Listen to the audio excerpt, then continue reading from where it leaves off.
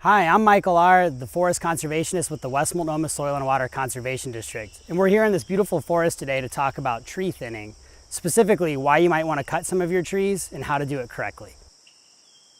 So this stand was planted with Douglas fir about 20 years ago, and as you can see, it's a little bit dense. So you might want to thin this stand, but how do you make that decision? If you don't have much vegetation growing on the ground, it probably means light isn't getting through the tree canopies to the plants below. Also, if the crowns of the trees are small and don't have many live branches, it may mean they aren't growing well.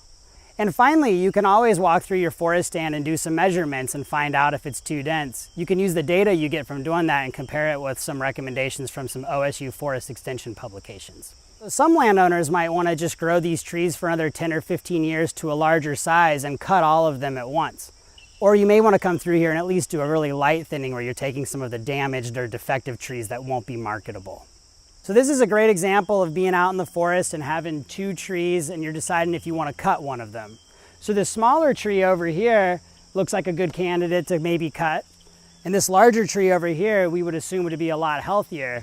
But we also want to look up at these canopies, and when we look at the smaller tree, it has a reduced canopy up there, which means a lot fewer live branches.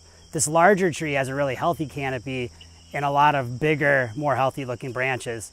So the tree to cut would be the smaller one in this case, and it would leave more space for this other tree to keep growing really well. This stand has been growing since the 1980s, and we have Douglas fir, western red cedar, big leaf maple, red alder, bitter cherry, and a whole bunch of different shrubs. That's a great mix for wildlife habitat, but none of the trees are growing really well here.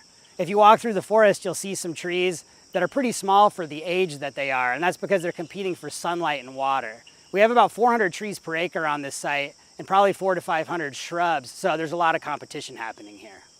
To manage this stand for wildlife and aesthetics, you want to find a balance. So you want to find some trees that are going to grow fast and become good habitat for birds that need a larger tree for cavity nesting or larger branches to nest on.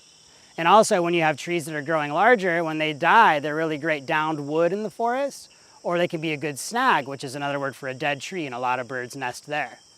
But if all we have is fast growing conifers in this forest, then we won't have very many food resources. So it's important to also retain some of the hardwoods that have berries that wildlife might eat, and even caterpillars will eat a lot of the leaves, and the caterpillars end up feeding the songbirds.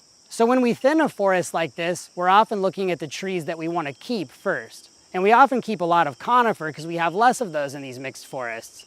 So if you look right here, we have a western red cedar, and that's a great tree to keep in this situation, but there are some hardwood trees that are growing over top of it. So a great idea might be to come in and take the 10 to 20 feet around this cedar and cut all those trees. If you do that, you're going to have a much more open forest, but you're still going to have a lot of pockets of hardwoods out there, which will be great for the wildlife. If you come back later and you feel like it's just too open, you can plant some more trees or some more shrubs in those areas. Great trees might be more western red cedar, grand fir, or western hemlock.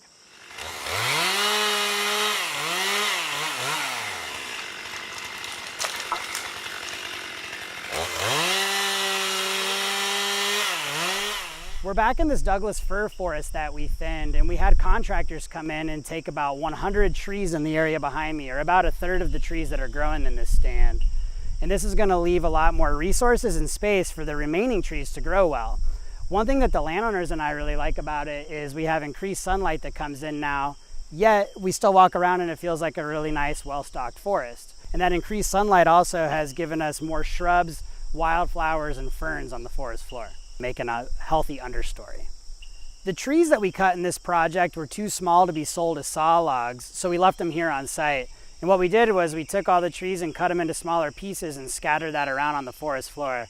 It's still really easy to walk through here, and eventually all that wood will decompose, but until then it's actually great habitat for wildlife. In about 10 years or so, it might make sense to thin this stand again, and at that time some of the trees we cut probably could be sold as saw logs. By thinning your woods, you'll create a healthier forest and improve wildlife habitat. Contact us for more information.